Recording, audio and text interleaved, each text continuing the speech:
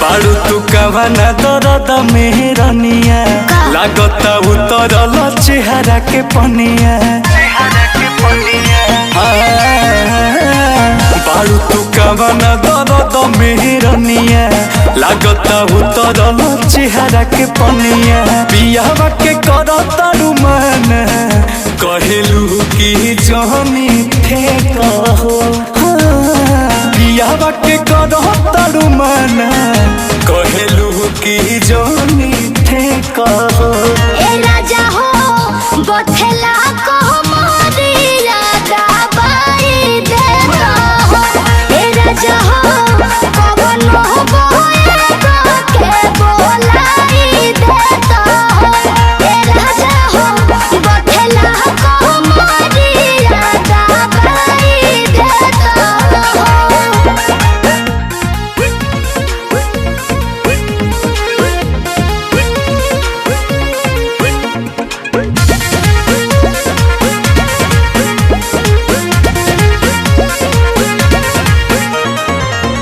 बुझलू न दिल के बतिया रही का पास रतिया।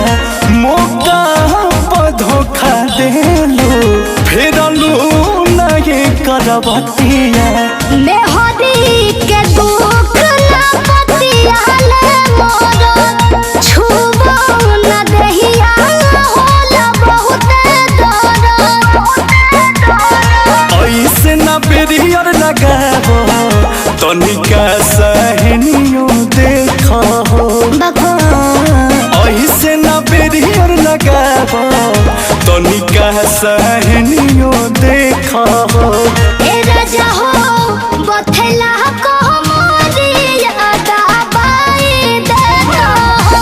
ए राजा हो कवन हो बोए के बोलाई दे हो। ए राजा हो बथेला को मोरिया दबाई दे हो।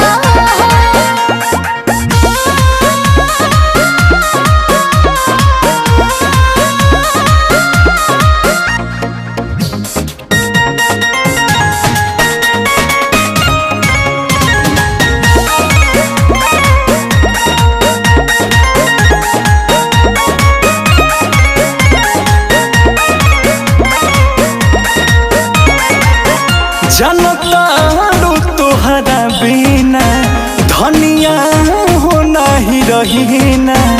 ऐसे न करत रहो रनिया हो तोहरो जीना। से जिया पोछन भर नहीं रहल जाला। अंकुश रह जाना दुखवा सहल जाला।